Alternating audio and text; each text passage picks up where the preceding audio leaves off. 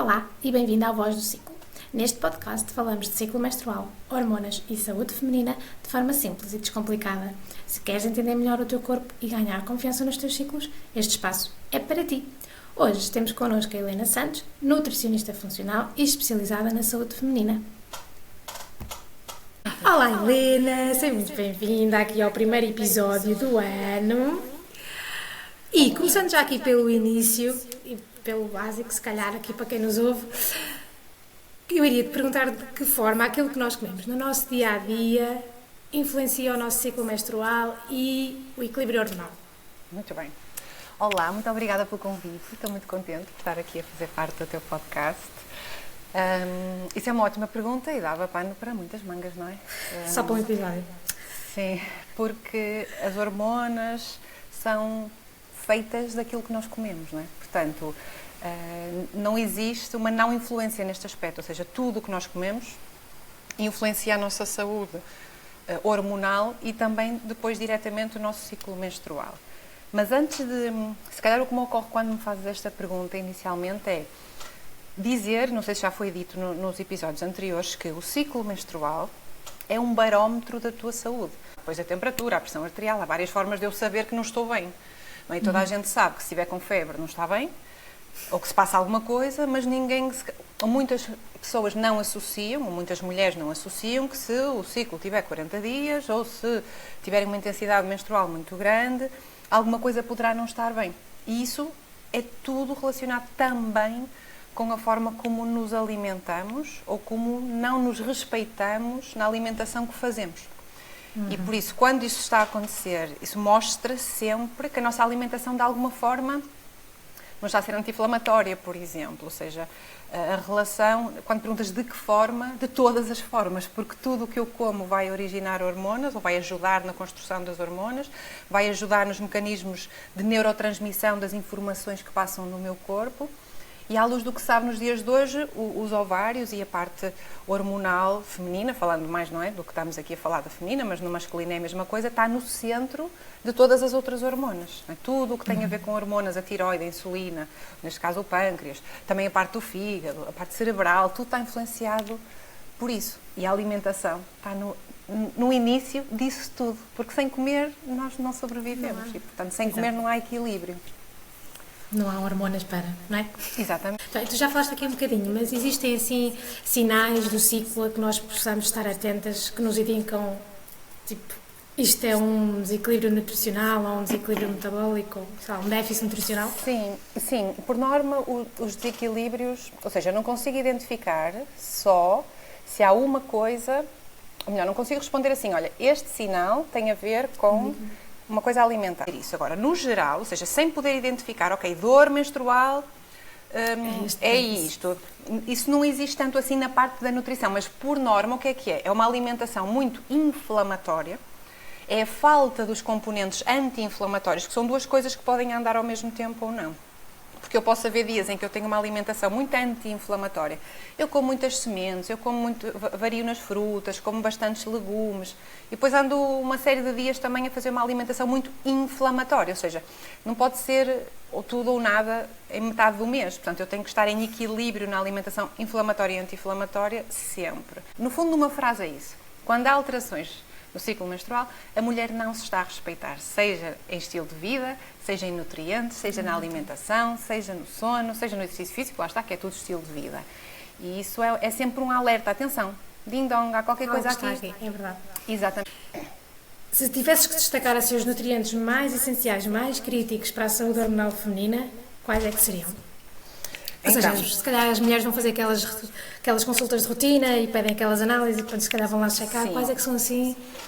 Ok. Se fosse, vamos pensar em nutrientes que conseguimos ver nas análises normais, digamos assim. Ou seja, há muita coisa que o médico de família às vezes pede, ou que as mulheres vão a um médico diferente da sua confiança e até pedem. Portanto, primeira coisa, não vou dar mais importância a um do que ao outro, vou dizer assim que for lembrando, porque são todos muito importantes. Hemoglobina glicada. Okay. Porquê? Porque a hemoglobina glicada mostra-nos, dito de forma simples, como andou a nossa glicemia, os nossos picos de açúcar nos últimos 3 meses. Portanto, é uma média não me mostra tanto o que eu comi ontem, não é? O que é que as pessoas normalmente fazem? Eu amanhã vou fazer análises, hoje não posso comer. Já mede depois do ano novo, já mede depois do ano novo. Sim, nada, só a partir de fevereiro, que é para... e portanto, claro que a pessoa no dia anterior come melhor, ou naquela semana, há pessoas que até naquela semana comem um bocadinho melhor. E está tudo ok, eu percebo, mas depois nós queremos que as análises espelhem a alimentação normal daquela pessoa, exatamente, a realidade, com os seus ups and downs, não é? Não queremos que espelhe o perfeito, porque a pessoa depois não vai fazer o perfeito. Pronto, e a hemoglobina glicada mostra uma média de 3 meses, portanto, dá-nos ali uma ideia como é que aquilo andou. Ou seja, análises, hemoglobina glicada, se possível pedir a insulina. Se não, pelo menos pela hemoglobina glicada nós conseguimos perceber, ok, eu estou ótima. Isto quer dizer o quê? Uma hemoglobina glicada à volta de 5 até 5.5, ok, abaixo de 5 é perfeita. Tenho poucas clientes com hemoglobina glicada abaixo de 5, mas há pessoas que são muito regradas, têm muito cuidado com as combinações de alimentos. Mas pronto, até 5.7 é normal, em teoria. Portanto, a partir de 5.7 é que temos uma pré-diabetes. Portanto, nós queremos os nossos pacientes, os nossos clientes abaixo do 5.7, o mais próximo de 5 que seja possível. Portanto, a insulina e o controle do açúcar faz muita influência. A insulina é uma hormona que impacta muito o ciclo menstrual e, portanto, o controle dos cravings antes da fase menstrual, o controle... Desejos, não é? Exatamente, e a ingestão de açúcar ao longo do ciclo faz muita diferença. De açúcar ou da chamada bolachinha, não é? Eu só como uma bolachinha. Vai na mesma aumentar a insulina, ou seja, é um tema complexo que exige que a pessoa repense o tipo de alimentos que come a cada momento. Não quer dizer que tem que comer zero açúcar, porque eu também não sou de extremos. Portanto, hemoglobina glicada. Depois, vitamina D, fundamental. Fundamental o ano todo acima de 50 a 80. Outra coisa muito importante, que nem sempre é pedido, mas que eu gostava muito de deixar essa informação, porque eu acho que podemos começar a medir mais vezes, que é homocisteína.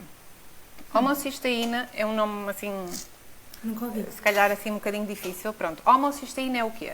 É um metabolito que se acumula quando eu não tenho vitamina B12 e ácido fólico e B6 e colina suficiente. Okay. E há outros minerais também envolvidos. Porquê que a homocisteína é muito importante? A homocisteína, imagina, quando eu estou a querer engravidar ou estou grávida, é muito importante o ácido fólico, fala-se muito nisso. Mas é por causa da homocisteína. Porque se não houver ácido fólico suficiente, a homocisteína acumula e isso vai causar algumas desregulações. Mas uma homocisteína muito alta afeta o ciclo menstrual, afeta a saúde cardiovascular, afeta a saúde mental. Há muita associação a demências, há muita associação ao brain fog, a mulheres que dizem que não se sentem bem mentalmente a partir de determinada idade. Depois acham que é do ciclo menstrual e se calhar é falta de vitaminas B. E a homocisteína, eu consigo perceber se... Imagina, eu posso ter um ácido fólico de 4, que é um valor... O médico vai dizer que está normal, mas eu não gosto daquele valor. Eu gosto de ver acima de 15, imagina. E a B12 está a 290, devia estar à volta de 600, mas está normal. Quando eu olho para a homocisteína, eu vejo uma homocisteína alta, em algumas situações. E aí eu percebo diretamente e consigo explicar à pessoa, olha, está a ver, isto está normal em teoria, mas esta homocisteína está a acumular na mesma. O que quer dizer que não está a haver substrato para escoar isto. E, portanto, para si, é preciso um valor de homocisteína e de ácido fólico superior.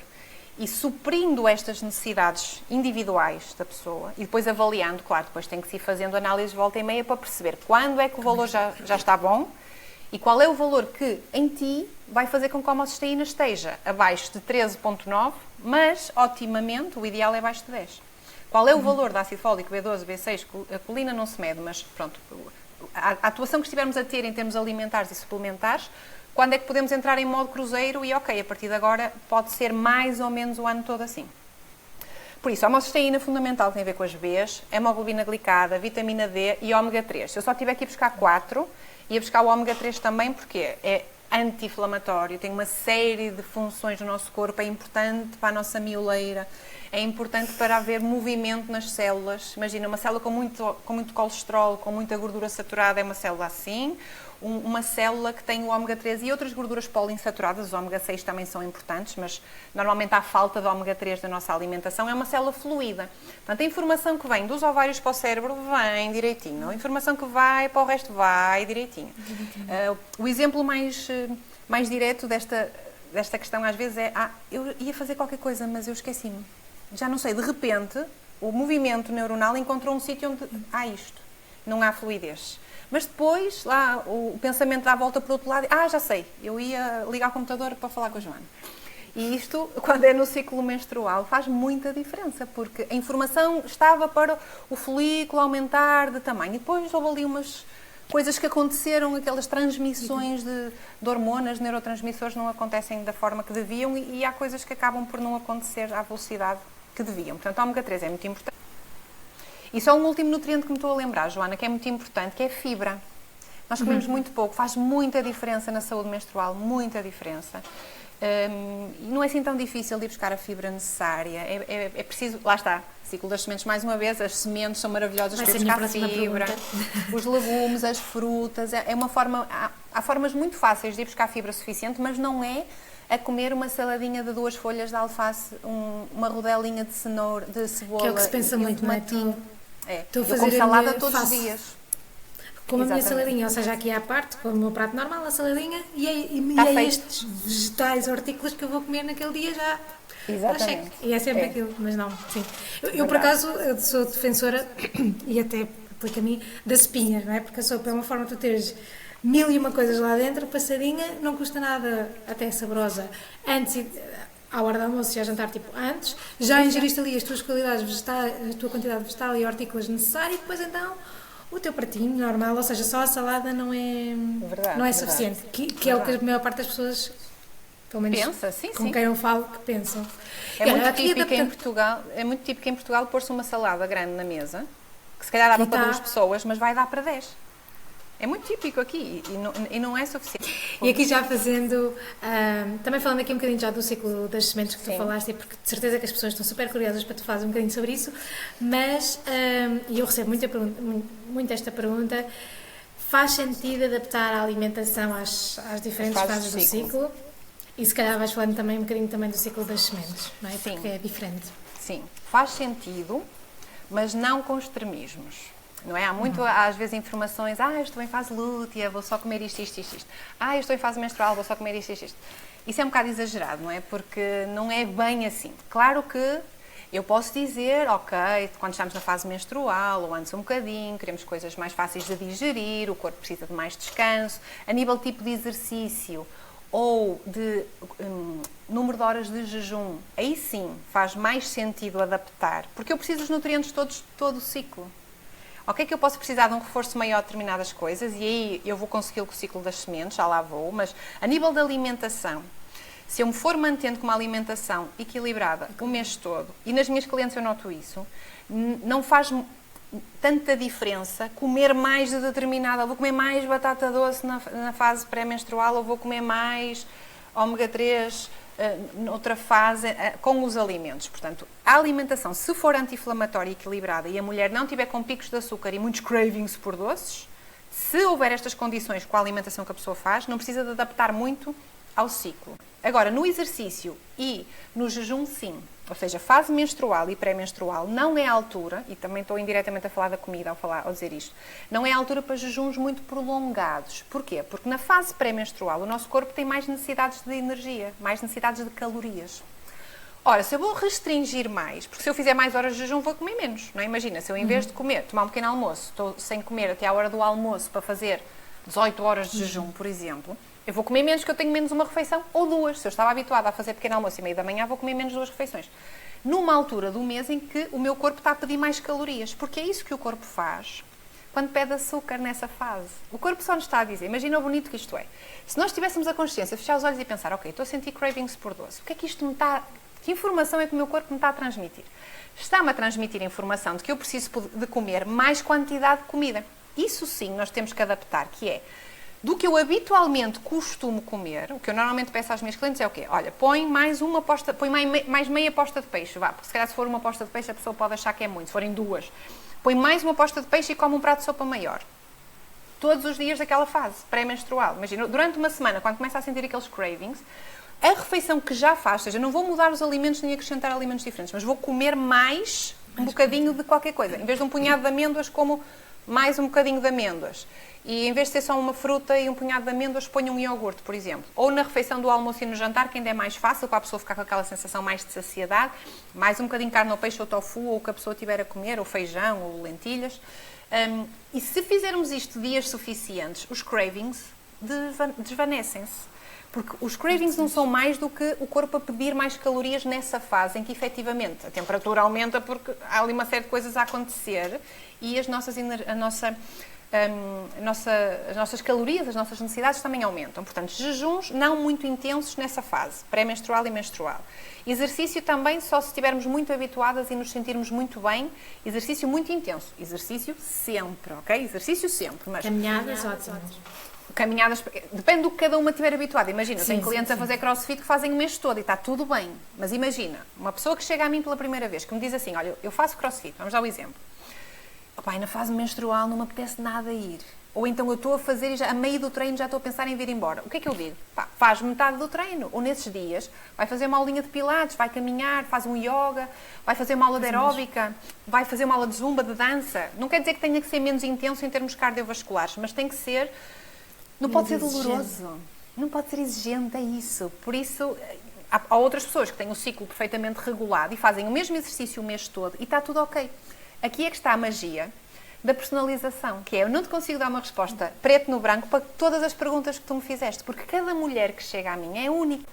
A única exceção aqui é exatamente o ciclo das sementes, como estávamos a dizer, que é o ciclo das sementes, é uma estratégia com origem, um mix de origem entre a medicina tradicional chinesa e a Ayurveda. Portanto, não é muito claro de onde veio o ciclo das sementes inicialmente, mas é clara a forma como o adaptamos agora, que é, nós fazemos determinadas sementes na fase folicular e depois, mais ou menos a partir da ovulação, e depois depende se a pessoa quer saber, por exemplo, com o método Sensiplan, se a pessoa sabe quando é que é a sua ovulação, a partir daí muda de sementes, ou então faz 2 semanas, depende do objetivo. Por norma eu peço que não seja mais do que 14, 15 dias a primeira fase e depois a outra fase até à menstruação voltar.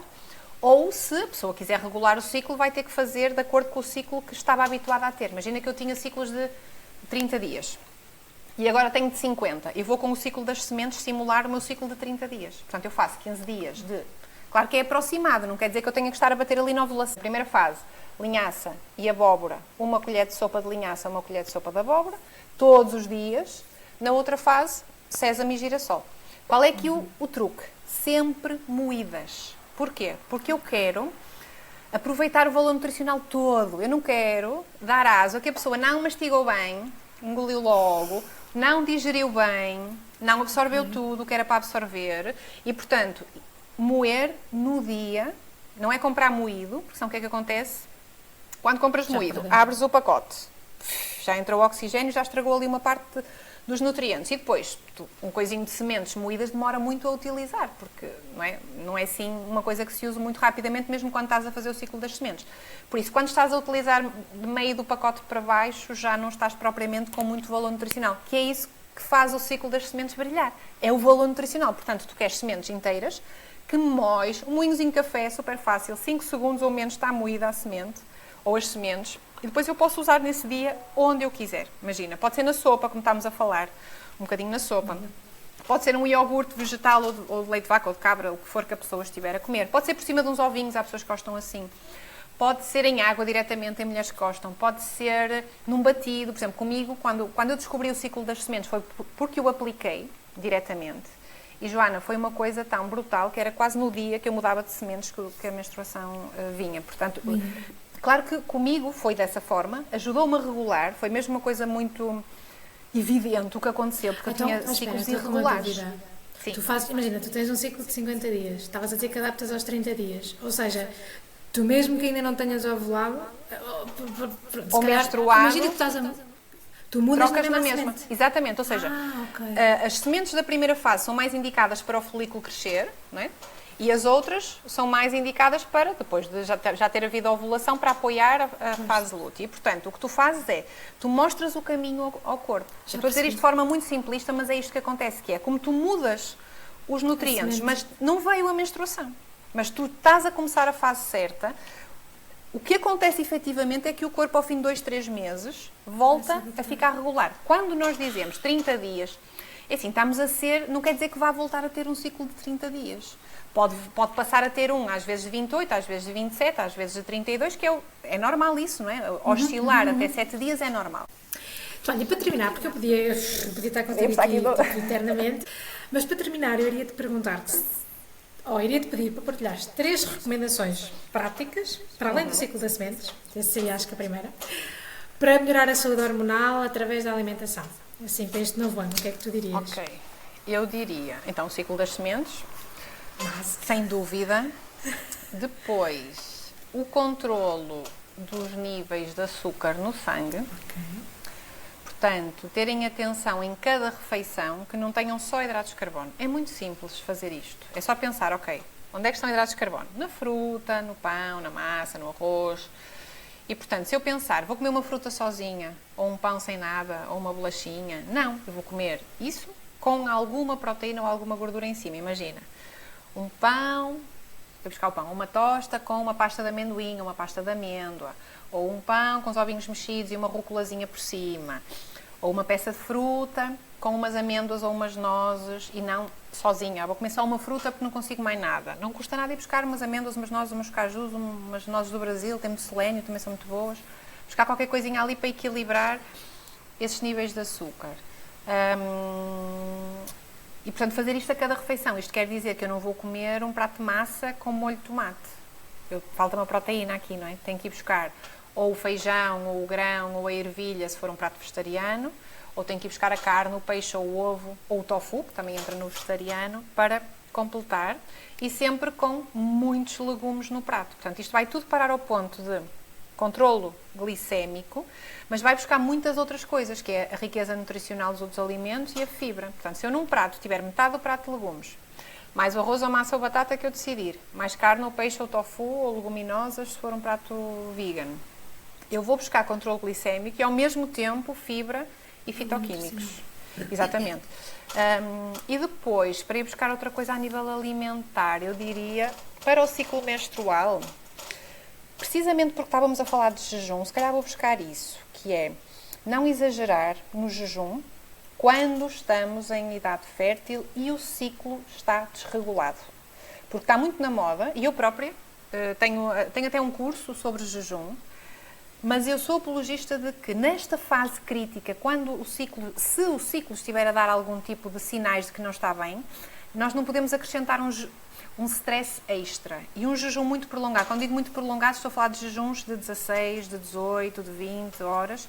É um stress extra. Portanto, ciclo das sementes, controle glicémico sempre com combinação de alimentos correta, não exagerar no jejum. Podia dizer muito mais coisas, como ter sempre valor proteico. Bem, havia aqui muitas coisas. Mas gostava de dizer uma coisa a nível não alimentar, Joana, se me permites, que é não desrespeitem o vosso sono. Porque isso influencia muito o apetite, influencia muito o ciclo, e a maior parte das mulheres que me passam pelas mãos em consulta estão a deitar tarde, estão a trabalhar muito antes de dormir, seja trabalhar para os trabalhos mesmo, trabalhar para casa, trabalhar para as coisas que têm pendentes para fazer. Não dormem suficiente, não dormem profundo, não acordam descansadas. E isso é realmente Eu costumo dizer às mulheres com quem trabalho que é, o primeiro medicamento que se deve fazer é uma boa noite de sono. Verdade. Só depois é que vamos olhar para o resto. Uma boa noite de sono, e depois a hidratação, a alimentação, mas o essencial, porque é durante o sono que tudo acontece, não é? Sim, sim. Que estas coisas todas, a digestão, a eliminação de toxinas, ou seja, para de manhã acordarmos com a energia renovada para o dia. Exatamente, também... o ciclo influencia muito. E estou-me agora a lembrar só que não falamos de ferro. E é uma mensagem importante dizer às mulheres que não se contentem com uma hemoglobina normal. Isto, quando vemos o hemograma, vemos hemoglobina, eritrócitos, glóbulos brancos. Quando a hemoglobina está normal, não quer dizer que a mulher em idade fértil tenha reservas de ferro suficientes. É preciso ir ver ferritina, que é a reserva de ferro no fígado. No mínimo, também podemos falar da transferrina, saturação da transferrina, mas o mínimo é vocês pedirem em 2026 ao vosso médico análise à ferritina. Há bocadinho não disse, mas pensando em ciclo menstrual, é muito importante, porque há muitas mulheres com privação de ferro. Isto fez-me lembrar por falar em acordar descansada. Às vezes a mulher dorme descansada, mas acorda na mesma muito Sente-se cansada. E às vezes é também por causa das reservas de ferro. Eu tenho uma hemoglobina normal, não pode ser falta de ferro. Pode. É o que se chama uma deficiência de ferro não anémica. Quer dizer, eu não tenho uma anemia, mas tenho uma deficiência de ferro de tal forma que eu não estou a conseguir acumular no fígado. Eu estou a ter ferro para as despesas do dia-a-dia, digamos assim, mas não consigo acumular na despensa do fígado. E isso também faz com que a longo prazo, até na tiroide, surgem alterações por causa disso. Portanto, a ferritina, em idade fértil, é daquelas coisas muito subvalorizada e não se mede e é muito importante. É isso. Ou seja, a mensagem para 2026 destas 3 recomendações. Ciclo das sementes, olhar para o pratinho, ter um bocadinho de cada grupo, não é? Exatamente. E não exagerar no jejum. Se o ciclo estiver, exatamente, se o ciclo não estiver em sintonia, porque se o ciclo estiver bem, a mulher pode ir fazendo experiências e, efetivamente, para perder alguma gordurinha, pode dar muito mas, ou seja, aquele jejum noturno é sempre importante. Claro, mesmo... 12 horas, sim, muito bem lembrado. 12 horas, claro que sim, 12 horas não faz mal a ninguém. E há pessoas que têm que fazer trabalho já para ter as 12 horas. 12 horas não influencia ciclo nenhum. Claro que se eu estiver a amamentar e durante a noite me der uma fome gigante, ainda não tenho ciclo, aí eu posso ir comer, porque se eu não conseguir aguentar estas horas todas e estou a amamentar, são exceções. Agora, em todos os outros casos, às 12 horas, jantar às 8, comer às 8, ou jantar às 9 ou às 10, como se faz em Portugal. Vocês não estão a ver a cara da Helena, mas é uma cara de não se deve jantar às 9 e às 10, ok? Não, é muito mal. Pronto, lá está, se não fossem só 3 recomendações, mas fossem mais, eu diria jantar cedo. Como na Alemanha, como na Suíça se faz, não é? Isso é um bom hábito que devíamos trazer para cá. Sim, que não é muito habitual em Portugal. É verdade. Helena, muito obrigada. Eu vou parar de fazer perguntas, porque senão não saímos daqui. Fica aqui um episódio de 24 horas. Muito obrigada. Para ti que nos ouves, espero que este episódio te tenha ajudado a olhar para o teu corpo e para o teu ciclo com mais clareza. Podes ouvir e reouvir este episódio na Rádio ABC Portugal, no meu site ou em qualquer plataforma de podcast, onde podes deixar comentários. Vemo-nos no próximo Voz de Ciclo. Obrigada, Helena. Obrigada. Deus.